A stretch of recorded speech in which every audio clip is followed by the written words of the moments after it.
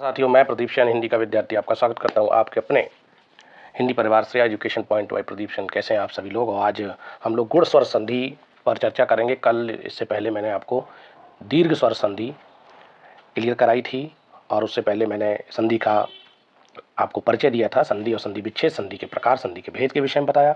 तो अभी तक आपने अगर वो वीडियो नहीं देखे तो प्लीज़ वो वीडियो देखिए, और अगर आप चैनल पर नए हैं तो प्लीज़ चैनल को सब्सक्राइब करिए, शेयर करिए, लाइक करिए। तो कुछ पंक्तियों के साथ इस टॉपिक को अपना प्रारंभ करता हूँ।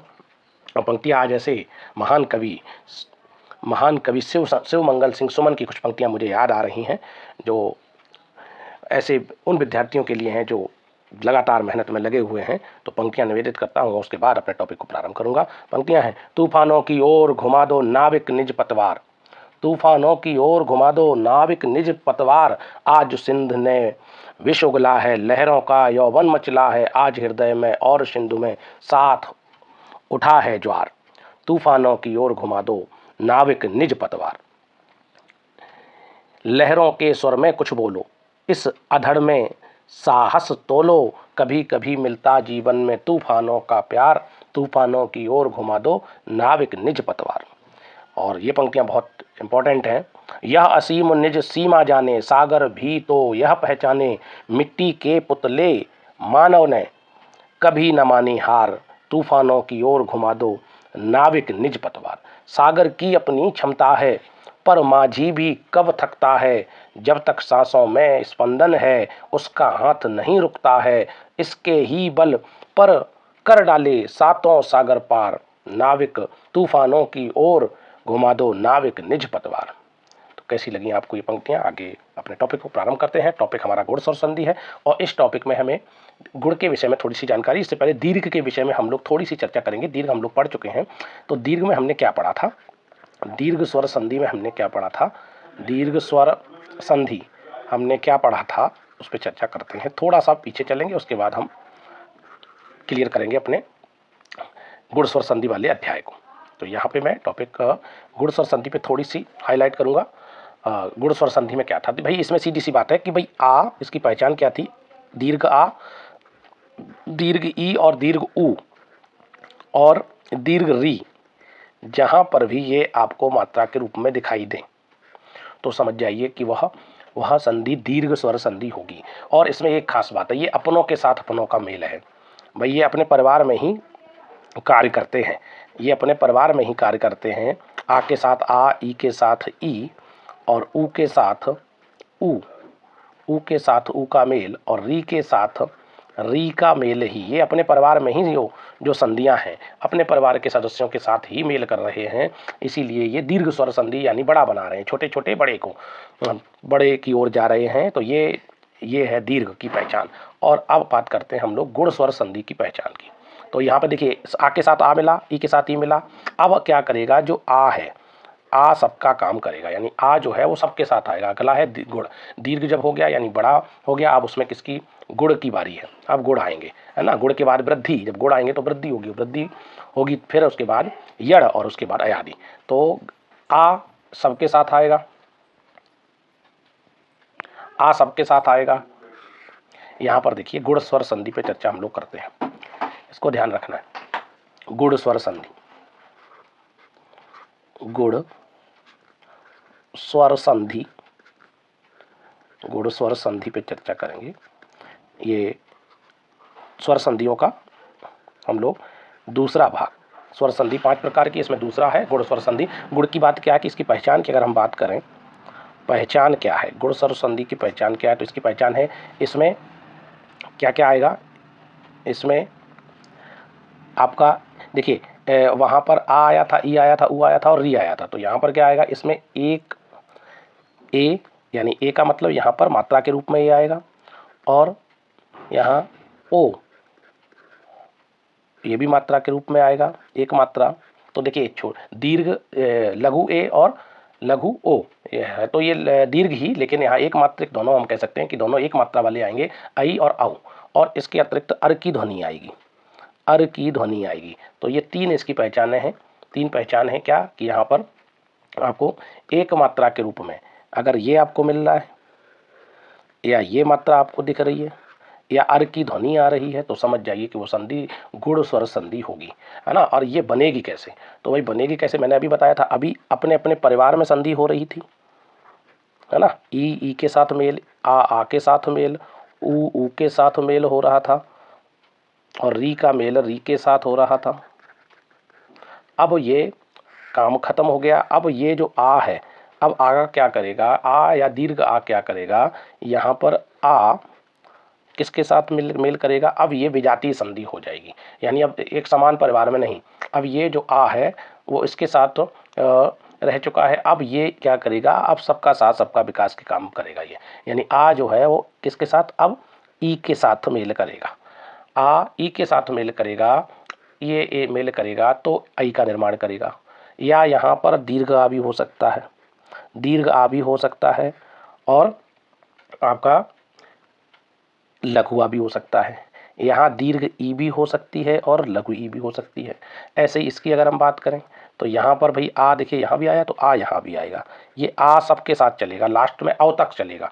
आ जो है चाहे दीर्घ आ हो या लघु आ हो, ये अब ई के साथ इधर यहाँ पर ऊ दीर्घ लघु ऊ और दीर्घ ऊ दोनों के साथ यहाँ हो सकता है, यानी आ देखिए आ यहाँ भी आया इसके साथ, अब आ किसके साथ आ रहा है, ई के साथ आ रहा है, दीर्घ ई के साथ भी आएगा, आ ऊ के साथ भी आएगा, और आ इधर री के साथ भी आएगा। यही है गुण स्वर संधि। आ जब समान के साथ आता था तो वो संधि क्या हो गई, तो वह संधि हो गई थी दीर्घ। अब आ ई के साथ आया तो संधि हो गई गुण, आ ऊ के साथ आया तो गुण, आ री के साथ आया तो, यानी आ सबके साथ आएगा लास्ट में। तो गुण में क्या है, आ ई के साथ भी आएगा, आ ऊ के साथ भी आएगा, और यहाँ आ जो है आ है वो किसके साथ आएगा, री के साथ भी आ आएगा। तो जब आ री के साथ आएगा तो संधि क्या हो जाएगी, अर की ध्वनि निकलेगी। आ ऊ के साथ आएगा तो ओ की ध्वनि निकलेगी, और आ ई के साथ आएगा तो ध्वनि निकलेगी आई की। आइए उदाहरणों से हम देखते हैं, उदाहरण देखेंगे तो स्पष्ट और हो जाएगा। उदाहरण देखेंगे, बस पहले तो पहचान देख लीजिए, इसकी पहचान क्या है, इस संधि की पहचान क्या है। जैसे मैंने एक शब्द लिखा, मैंने शब्द लिखा, मैंने लिखा महेश, शब्द लिखा महेश, मैंने लिखा नरेंद्र, नरेंद्र शब्द, देवेश शब्द लिखा। ये देखिए, तो इन शब्दों को आप देखिए, महेश नरेंद्र देवेश, तो इसमें क्या आ रहा है, इसमें देखिए ये मात्रा एक ही मात्रा, एक सिंगल मात्रा आपको एक ही दिख रही है, सिंगल मात्रा आपको किसकी दिखी, एक ही दिख रही है सिंगल मात्रा। देखिए ये तो इसका मतलब ये संधि हमारी कौन सी हो गई, गुण हो गई, है ना। इसी तरीके से अगर हमने शब्द लिखा, हमने लिखा महोदय, महोदय शब्द लिखा, हमने महोत्सव शब्द लिखा, महोत्सव शब्द लिखा, हमने सूर्योदय शब्द, सूर्योदय लिखा, सूर्योदय। तो इसमें आप देखिए इसमें क्या आ रहा है, इसमें ओ आ रहा है बीच में, देखिए ओ आ रहा है, इसकी मात्रा क्या है, यहाँ पे देखिए, यहाँ पे ओ की मात्रा सिंगल, एक ओ की सिंगल, और ये भी ओ की सिंगल मात्रा आ रही, तो इसका मतलब ये भी आपकी कौन सी संधि हो गई, गुण हो गई। अब अर की बात कर लें, अर की बात करें तो अर में जैसे जैसे मैंने लिखा सप्तर्षि, सप्तर्षि, मैंने लिखा देवर्षि, देवर्षि, हमने लिखा राजर्षि, राजर्षि। तो ये देखिए तीन शब्द मैंने इसमें लिखे, तो इसमें भी देखिए अर की ध्वनि आ रही है, सप्तर, देवर, राजर, तो अर की ध्वनि आ रही है, तो इसका मतलब आ और री का मेल हो रहा होगा। और निश्चित रूप से यहाँ पे ज़्यादातर जो आता है वो ऋषि, ऋषि शब्द से ज़्यादातर बनती हैं, है ना।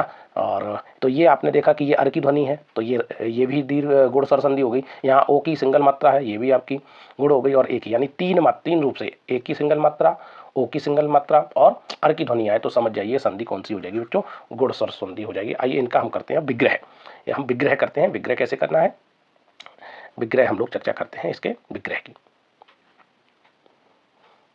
जैसे महेश नरेंद्र ये संधियां लिखी हैं, तो इनको मैं इनको क्लियर करा दूं, ये विग्रह करते हैं हम लोग।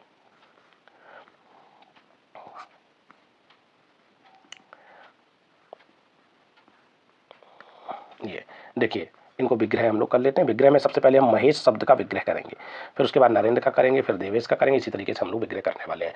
महेश, नरेंद्र, देवेश, महोदय, महोत्सव, सूर्योदय और सप्तर्षि, देवर्षि, राजर्षि, इन पे हम लोग विग्रह करके देखेंगे। और इनका मैंने बताया था कि संधियां को जब भी विच्छेद करेंगे तो क्या करना है कि संधियों को अलग अलग इस हिसाब से तोड़ना है कि दोनों पदों के अर्थ निकलें। दोनों पदों के जब अर्थ निकलेंगे तो आपको क्लियर हो जाएगा कि संधि हमारी सही जा रही है ना। तो सबसे पहले महेश शब्द का हम लोग करेंगे विग्रह।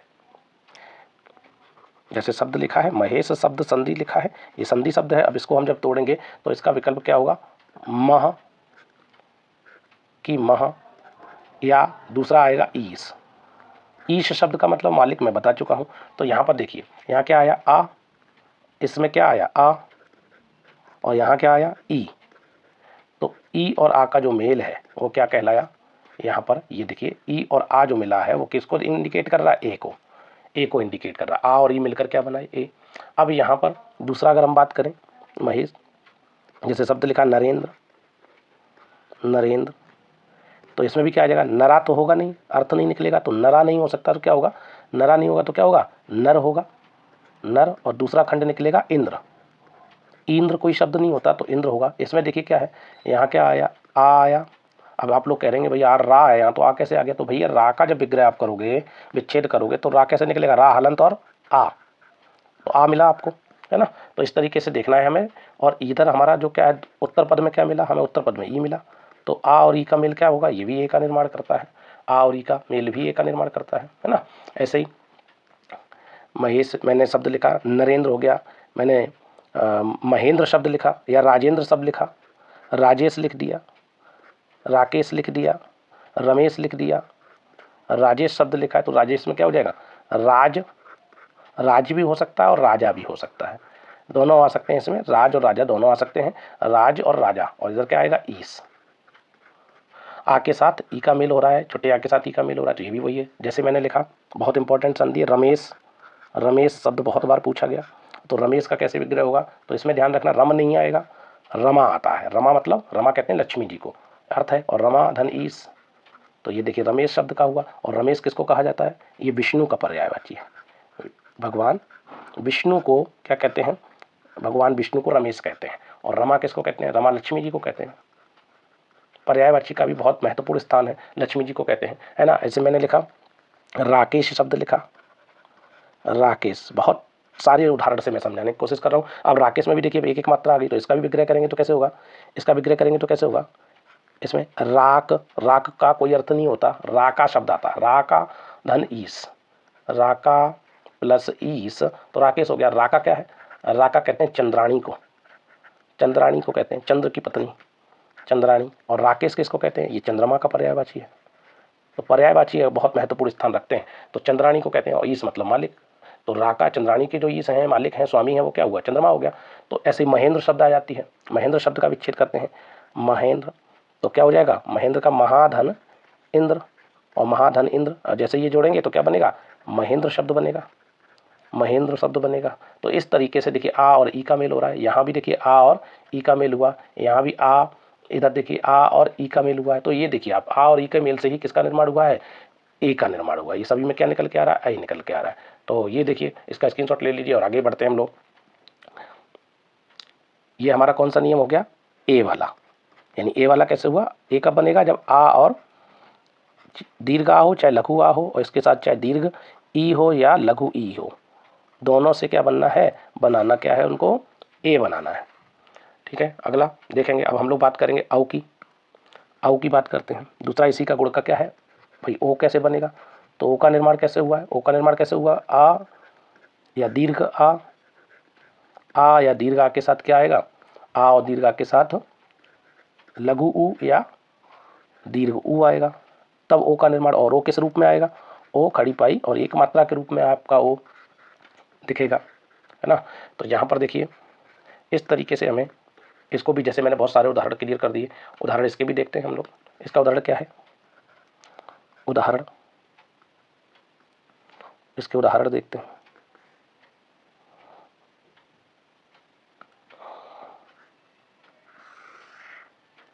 इसके उदाहरण देखिए, उदाहरण, उदाहरण में देखिए, जैसे मैंने लिखा था, अभी लिखा था महोत्सव, महोत्सव शब्द लिखा, मैंने लिखा सूर्योदय शब्द लिखा, सूर्योदय, सूर्योदय, ऐसे ही मैंने लिखा।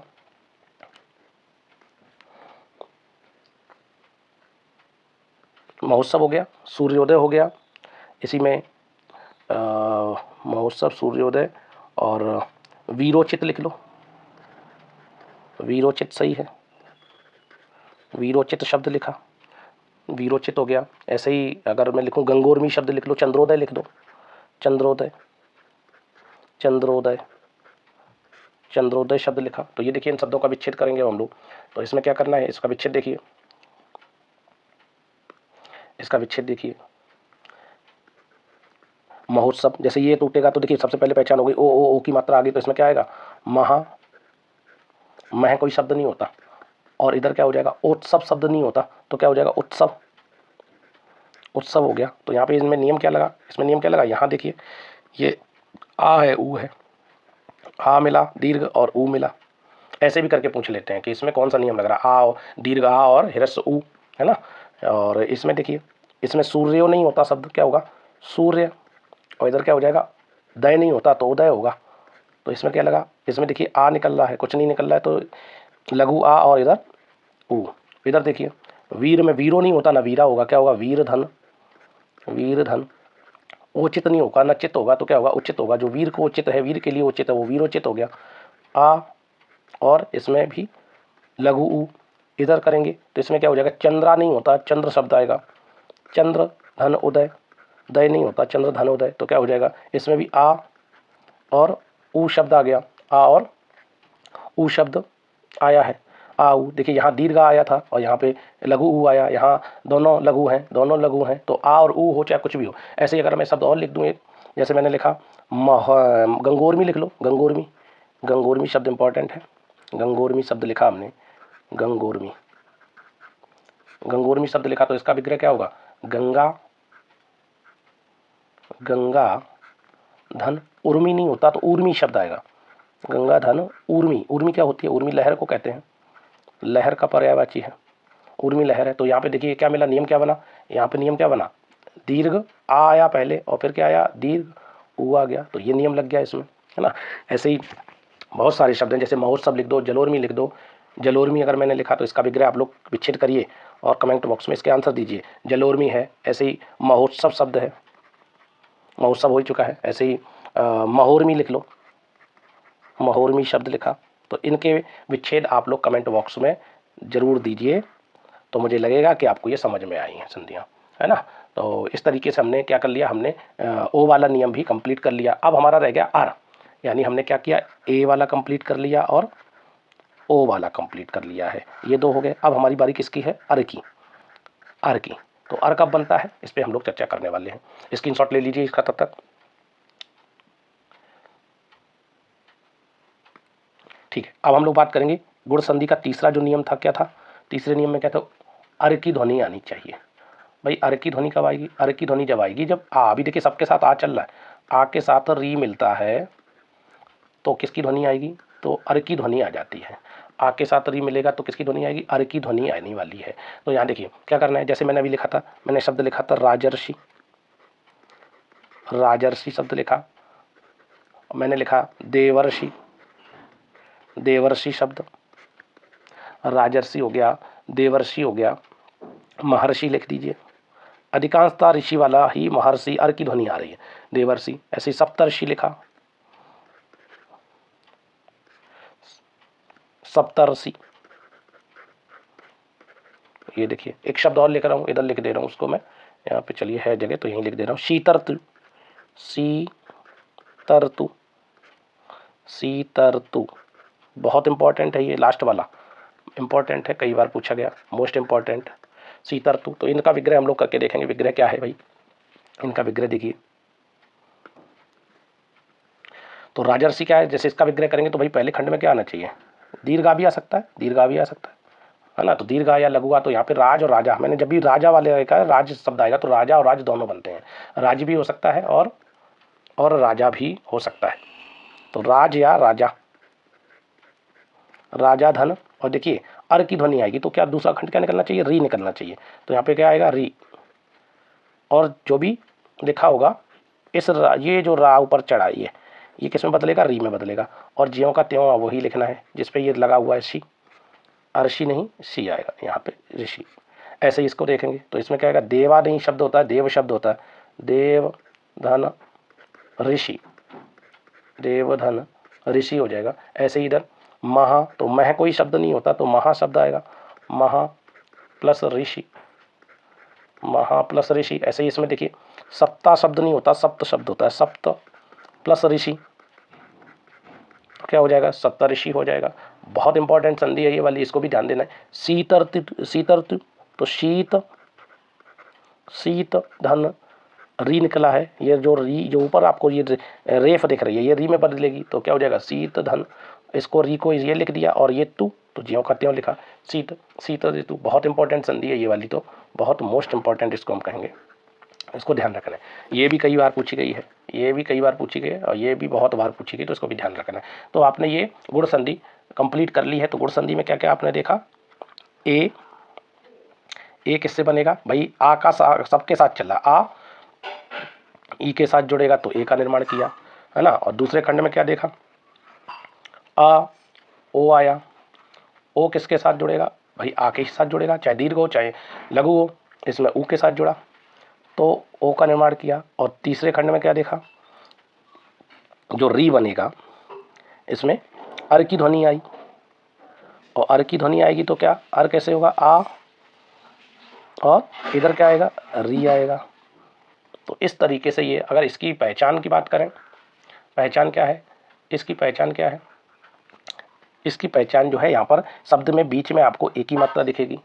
इसकी पहचान क्या है, इसकी पहचान क्या है, इसकी पहचान तो ये हो गई। इसकी पहचान क्या है कि खड़ी पाई पे एक मात्रा। और इसकी पहचान क्या है, इसकी पहचान में आपको अधिकांशतः रेफ मिलेगा, अधिकांशतः शब्द में आपको रेफ मिलेगा। ये रेफ का मतलब ये है, इससे मतलब ये है कि ये रेफ बोलते हैं इसको, रेफ है और ये स्वर रहित रा है। मतलब इसका ये हो गया कि ये स्वर रहित रा है ना, तो इसको हम रेफ बोल देते हैं, ये शिरोरेखा के ऊपर लगता है। तो ये आपने गुण स्वर संधि को समाप्त कर लिया। अब इसके अपवाद की बात कर लें। इसमें एक अपवाद भी बहुत इंपॉर्टेंट है, अपवाद पूछा जाता है, बच्चों से गलत हो जाता है, क्योंकि वो मात्रा तो मैंने बताया कि एक एक मात्रा आ रही, लेकिन अपवाद में एक शब्द है जिसको हम यहाँ पे नोट कर रहे हैं। और शब्द क्या है, अछौहिणी शब्द है, अछौहिणी। जब ये आ जाता है तो बच्चों से जाहिर सी बात है गलत होता है, कन्फ्यूजन क्रिएट करता है, अछौहिणी। अब मैंने तो गुरुजी ने तो ये कहा कि आपने बताया कि सर एक ही मात्रा ही आएगी, लेकिन यहाँ पर दो मात्राएं दिख रही हैं। यहाँ भी देखिए दो मात्राएं नहीं है, एक ही मात्रा है, लेकिन यहाँ दो दिख रही हैं। तो इसका मतलब क्या हो गया कि आप ये किस में जाएगा, ये अपवाद है। ये अपवाद जब इसका विग्रह हम लोग करेंगे तो विग्रह कैसे करेंगे, अच्छ, विशेष ध्यान रखना, इसको जरूर नोट कर लेना। अच्छ धन ऊहिणी, अछौहिणी सेना थी पांडवों कौरवों के पास, अछौहिणी, अछौहिणी, अच्छ धन ऊहिणी ना बनेगा, ना ऊहिणी, अच्छ धन ऊहिणी ना बनेगा, है ना। अड़ा का ना हो जाता है, अड़ा किसमें परिवर्तित होता है, अड़ा में परिवर्तित हो जाता है ना में। तो यहाँ पे अच्छ धन ऊहिणी है ना, इस तरीके से इसका विग्रह होगा ऊहिणी। अब देखिए यहाँ पे अगर देखें तो नियम तो वही है, आ और यहाँ पे दीर्घ ऊ आया, तो नियम तो यही वाला काम कर रहा है। दीर्घ आ और ऊ आया, दीर्घ आ और ऊ का मेल ही है, लेकिन यहाँ पर इसने बना क्या दिया है, आओ बना दिया है। बस ये इसमें थोड़ा सा अपवाद है इसका, तो इसको ध्यान रखना है, इंपॉर्टेंट संधि है ये। बाकी की सब सरल हैं, आपने देख लिए हैं, पीछे वीडियो सारे अगर अभी तक नहीं देखें तो वो भी देख लीजिए। इसका तीसरा वीडियो है और अगले पार्ट में हम लोग चर्चा करेंगे वृद्धि स्वर संधि की।